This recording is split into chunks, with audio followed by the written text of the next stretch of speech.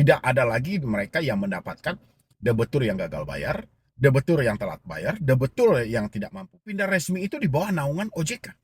Ya, di bawah naungan Asosiasi Fintech Pendanaan Bersama Indonesia. Apakah OJK membebaskan mereka seperti itu? Tentu. Mengcek lagi track record mereka. Layak atau tidaknya calon si brower kita ini diberikan pinjaman berikutnya. Itu yang pertama. Yang kedua adalah OJK juga membentuk tentang aturan POJK nomor 11 tahun 2024. Wow, ini luar biasa ini teman-teman semuanya gitu loh. Dia punya 10 aplikasi dan sekarang tinggal 5 aplikasi. Berkat keyakinan dia mencoba untuk menutupi satu persatu. Ya. Dan dia juga berpesan sama teman-teman yang gagal bayar pinjol, yang telat bayar pinjol, ingat, kita ini bukan maling. Ya, kalau soal ancaman dan intimidasi itu sudah hal yang lumrah dan kita tinggal menghadapi aja, yang penting jangan baper. Ini satu pesan yang luar biasa dari salah satu subscriber atau orang yang selalu mensupport channel Solusi Hutang. Terima kasih banyak ya buat teman-teman ini yang memberikan masukan. Yang lain juga mau memberikan masukan, berbagi seputaran pengalaman, juga boleh di dalam kolom komentar. Oke, teman-teman semuanya. Jadi sebenarnya teman-teman, kalau Anda misalnya terjebak dengan lebih dari 3 pinjol, sebenarnya itu memang pertama itu adalah sebuah kecerobohan kita ya. Memang kecerobohan kita, kenapa kita seakan-akan lost control. Itu kan lost control itu namanya gitu loh. Terkadang kita hanya berpikir bagaimana menyelesaikannya saat ini, sementara kita membentuk dua masalah yang muncul buat ke depannya. Tapi kita tidak pernah memikirkan masalah yang dua kita bentuk buat di depan, tapi kita hanya berpikir buat yang hari ini. Ini sebuah kecerobohan kita. Ya, terkadang kelalaian pemikiran terletak di sana gitu loh. Padahal ya, kita harusnya berpikir panjang sebelum terjadinya gali lubang tutup lubang. Oke. Dan habis itu teman-teman, selain itu salah kita karena lost control tadi. Kita tidak ada kontrol sama sekali. Yang ada dalam pemikiran kita adalah bagaimana ini cepat selesai dan bagaimana ini supaya buru-buru terselesaikan gitu loh. Ya, tapi di samping itu kesalahan penuh ada pada pihak pinjolnya. Kalau Anda misalnya meminjam lebih dari 3 pinjol, kesalahan tidak bisa dibebankan sepenuhnya kepada si peminjam. Karena kesalahan yang paling besar ada pada si pemberi pinjaman. Kenapa begitu loss? Ya, kenapa tidak ada kontrol? Sementara dia di bawah naungan Otoritas Jasa Keuangan. Kan pindah-pindah resmi itu di bawah naungan OJK. Ya, di bawah naungan Asosiasi Fintech Pendanaan Bersama Indonesia. Apakah OJK membebaskan mereka seperti itu? Tentu tidak. OJK mengatur sedemikian rupa. Ya, pertama, harus ada batas maksimal. OJK mengatur loh tentang batas maksimal tersebut. Ya, satu orang borrower atau calon si penghutang ya tidak boleh meminjam lebih dari 3. Oke, kalau si peminjam masih nekat mengajukan lebih dari batas maksimal tersebut, harusnya sebagai kreditur kita harus meninjau yang namanya credit scoring. Ya, kan itu gunanya analis. Mengcek lagi track record mereka. Layak atau tidaknya calon si borrower kita ini diberikan pinjaman berikutnya. Itu yang pertama. Yang kedua adalah OJK juga membentuk tentang aturan POJK nomor 11 tahun 2024 tentang SLIK. Di dalam sistem layanan informasi keuangan, di sana juga tertulis dengan jelas track record perjalanan calon si borrower ini seperti apa. Ya, itu untuk yang kedua. Yang ketiga adalah dulu jauh hari sebelum pinjol ini atau pindar ini menjadi pelapor SLIK sudah ada yang namanya Fintech Data Center atau Pusat Data Fintech Lending. Ya, di dalam Pusdapil itu juga hampir sama fungsinya dengan SLIK. Gunanya buat si kreditur untuk menentukan calon si borrower mereka. Ya, jadi yang nama kalau memang mereka berpegang pada hal itu, tidak ada lagi mereka yang mendapatkan debitur yang gagal bayar, debitur yang telat bayar, debitur yang tidak mampu bayar karena ada batasnya. Tapi kalau sudah konsepnya melebihi dari batas maksimal, contoh yang disampaikan oleh follower kita tadi atau saudara kita tadi teman-teman, yang dia berkomentar dia ada 10 aplikasi. Ya, tapi karena keyakinan dia tadi, ya, dia telah menyelesaikan 5 aplikasi. Tersisa 5 lagi. Tapi sangat disayangkan, dia selalu mendapatkan ancaman dan intimidasi. Tapi dia tidak mendengarkan gitu. Itu kalau berjumpa dengan yang baiknya. Kalau berjumpa dengan yang jahatnya, ya, yang penting sudah ada aturan. Cuman boleh meminjam 3 aplikasi. Lewat dari itu, saya tidak akan bayar lagi. Ya memang tepatnya seperti itu. Ya, karena fokusnya pada 3 aplikasi. Kapan 3 aplikasi ini berlakunya? Januari 2024. Ya, berlaku di Januari 2024. Tertuang dalam COJK nomor 19 tahun 2023 atau COJK titik 06 2023.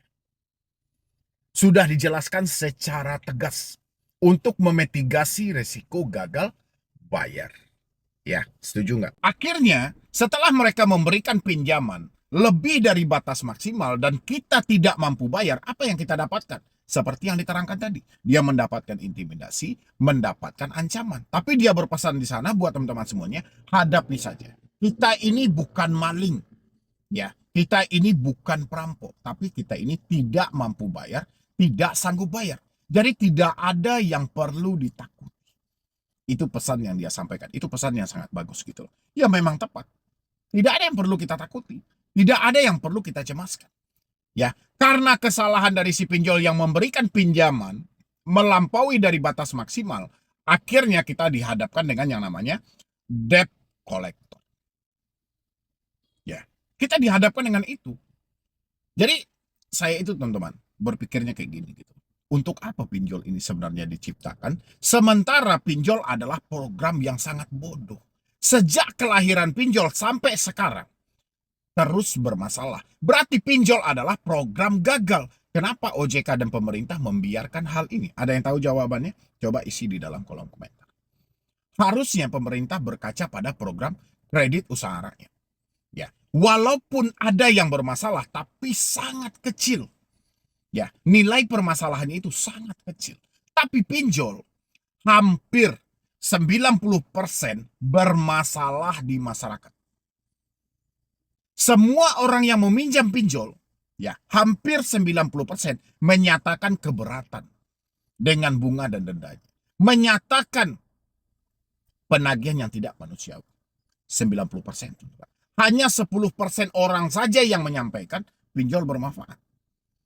Ya, itu kenapa gitu loh? Mungkin dia memaksakan, mungkin dia hanya mengambil jangka pendek, mungkin dia hanya sesaat itu saja, bermacam-macam. Tapi kebanyakan 90% pinjol memberatkan dari segi bunga. Sehingga saya berasumsi teman-teman semuanya, pinjol adalah mesin digital atau solusi alternatif untuk memiskinkan masyarakat Indonesia dan mempersingkat umur.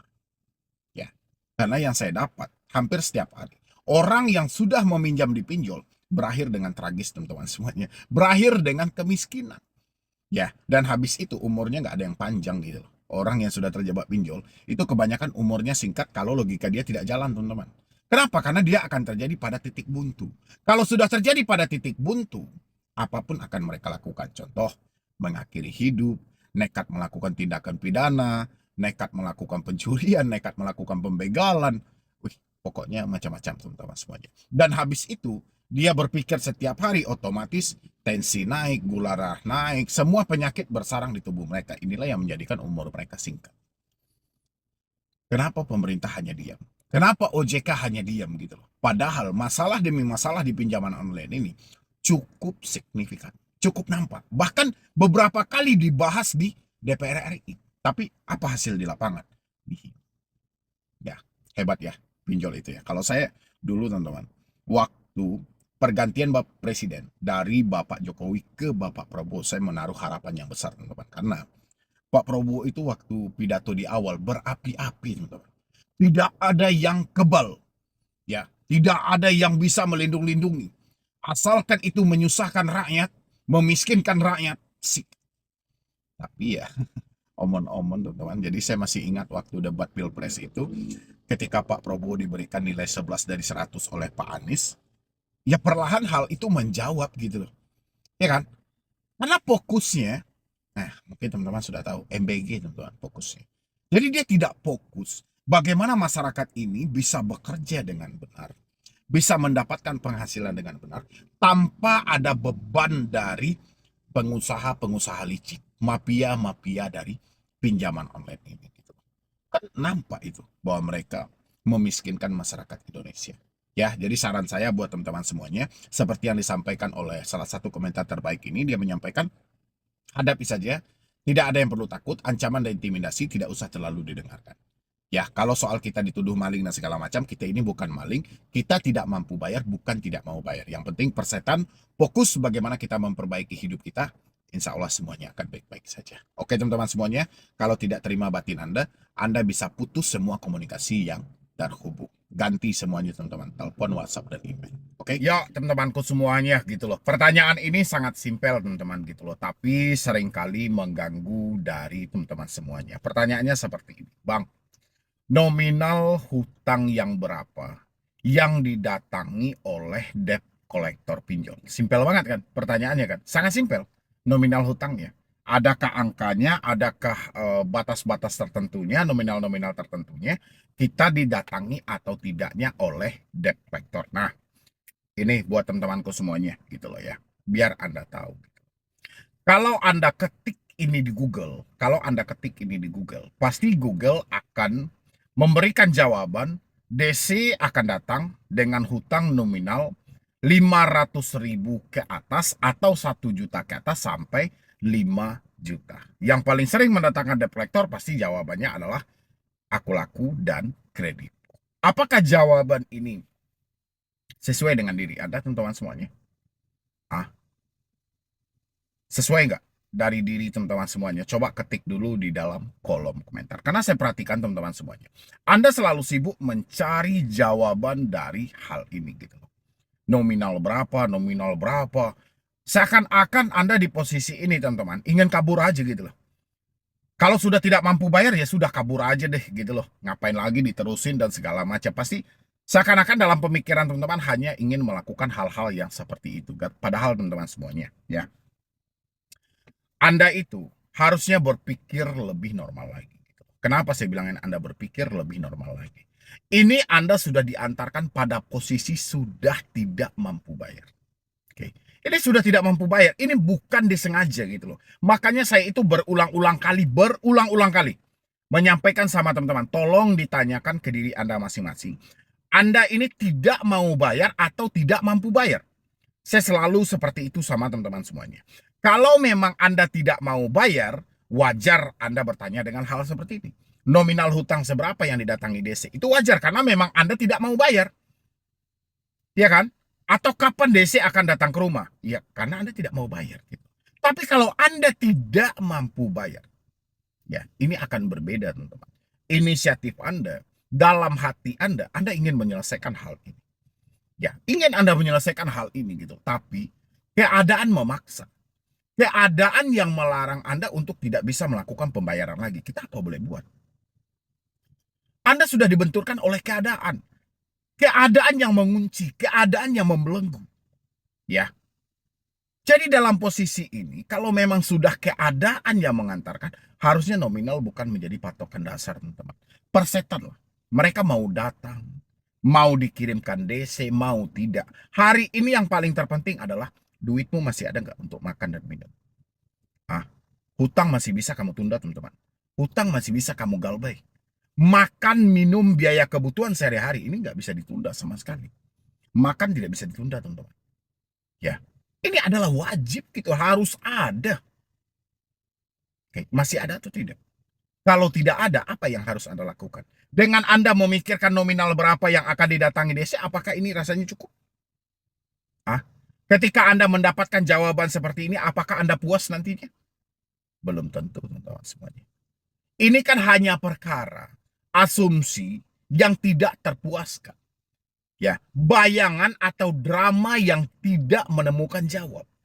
Oke, tidak mengarah pada titik temu yang sebenarnya. Oke, dalam pemikiran Anda, kenapa saya bertanya nominal hutang berapa? Karena saya belum mengasih tahu sama istri saya.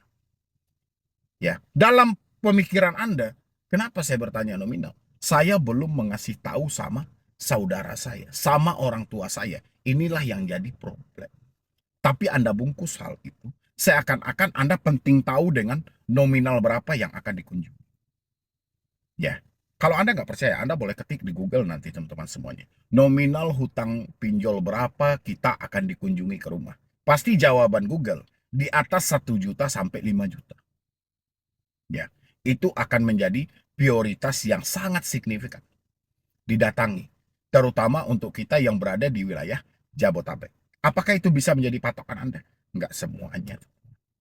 Ya, enggak semuanya. Saya berulang kali juga menyampaikan, teman-teman. Ini sebenarnya perkara yang sangat sensitif gitu loh. Perkara DC datang ke rumah, nominal yang akan dikunjungi oleh debt collector, ini perkara sensitif. Kenapa sensitif? Capek-capek saya bertahun-tahun mengedukasi. Kalau saya sudah membahas urusan DC, semua mental akan drop. Oke, ketika kita menjelaskan DC yang datang itu wilayah Jabotabek, yang ketakutan ada di Kalimantan. Yang ketakutan ada di Aceh sana gitu loh. Ngeri memang gitu loh. Jadi ini adalah pertanyaan-pertanyaan yang sensitif. Padahal hal ini bukanlah menjadi dasar utamanya, teman-teman. Masalah utamanya kenapa Anda begitu ketakutan untuk DC datang ke rumah? Masalah utamanya adalah Anda tidak bisa berkata jujur. Di sana letak masalah utamanya. Selagi Anda masih bisa berkata jujur, mengucapkan hal yang sebenarnya, saya rasa tidak akan seburuk dan sepahit ini, teman-teman. Itu saya jamin 100% gitu. Tapi karena ketidakmampuan Anda tadi dalam berkata jujur, ya entah apa yang ada dalam pemikiranmu hari ini, saya juga nggak tahu gitu loh. Yang jelas saya akan ada hal yang sangat Anda takutkan dalam hal ini. Entah itu bayangan Anda akan diusir dan segala macam. Padahal ini adalah poin yang menyelamatkan. Oke, teman-teman semuanya. Bisa nggak Anda jujur setelah ini, teman-teman? Kalau pertanyaan Anda nominal berapa yang akan didatangi, jawabannya nggak ada. Meskipun Google mampu menjawab hal itu bukan menjadi patokan 100% yang harus Anda percaya. Ya, ada orang berada di wilayah yang sama dengan nominal hutang yang sama. Oke, hanya berbeda RT atau berbeda dari kelurahan, tapi masih dalam kecamatan yang sama atau kabupaten yang sama. Yang satu dikunjungi, yang satu lagi belum. Ya, ada orang yang menyampaikan DC datang 1 minggu setelah telat bayar. Ada yang menyampaikan DC datang 90 hari setelah telat bayar. Ada juga yang menyampaikan DC sudah 1 tahun nggak datang-datang. DC sudah 6 bulan nggak datang-datang. Ada 2 jawaban yang berbeda. Mana yang mau Anda pakai? Boleh Anda cari, teman-teman. Oke, meskipun kita sama-sama di aplikasi yang sama. Makanya masalah orang itu ya masalah orang itu, masalah kita ya masalah kita. Hari ini yang paling terpenting apa? Bagaimana caranya kita berdamai dengan pemikiran kita untuk memulihkan hidup kita buat ke depannya. Ini baru yang paling terpenting, teman-teman semuanya. Daripada menyibukkan diri dengan hal-hal yang tidak jelas, yang tidak ada gunanya sama sekali. Semakin Anda cari, yang ada Anda semakin stres. Anda semakin kebingungan. Anda akan berada pada titik yang benar-benar mentok, teman-teman semuanya. Lebih baik hari ini, Anda berdamai dengan diri Anda, berdamai dengan pemikiran Anda, terima kenyataan hari ini, posisikan dirimu dengan tepat. Jujur aja, terbuka aja. Ya, tidak ada orang yang mati gara-gara jujur. Tidak ada orang yang kehilangan nyawa gara-gara terbuka sama keluarganya hanya masalah hutang-hutang. Oke. Yang ada, orang mati karena ketakutan. Orang mati karena persembunyian yang terlalu lama. Akhirnya apa? Menjadi beban berat. Oke, tensi naik, gula darah naik, semuanya meningkat. Akhirnya menjadi sebuah penyakit. Dan penyakit inilah yang akan membunuhmu nantinya. Oke, buat teman-temanku semuanya. Jadi kalau masih ada yang bertanya, nominal berapa akan didatangi DC, Bang? Nggak ada nominalnya, teman-teman. Ya, nggak ada. Jawabanmu menentukan. Yang penting selagi kamu tidak menunjukkan ketakutan ketika kamu berkomunikasi dengan debt collector tidak akan memprioritaskanmu untuk dikunjungi. Itu ajalah yang paling terpenting. Ya, dan lagian ketika DC lapangan itu sudah datang, itu sudah kesempatan yang paling bagus untuk kamu menegosiasi. Ketika negosiasimu disetujui, kamu tinggal melakukan pembayaran di aplikasinya atau menghubungi CS yang bersangkutan. Ya, jauh ini adalah kesempatan yang paling bagus juga. Oke, buat teman-temanku semuanya, mungkin dari saya cuma itu aja dulu. Mudah-mudahan ini bisa membantu buat teman-temanku dimanapun Anda berada. Tidak ada yang perlu ditakuti lagi, tidak ada yang perlu dicemasi lagi. Yang penting hari ini ada uang bayarkan, tidak ada uang persetan. Ya, jadi sekian dulu dari saya, Medi Browning. Wassalam.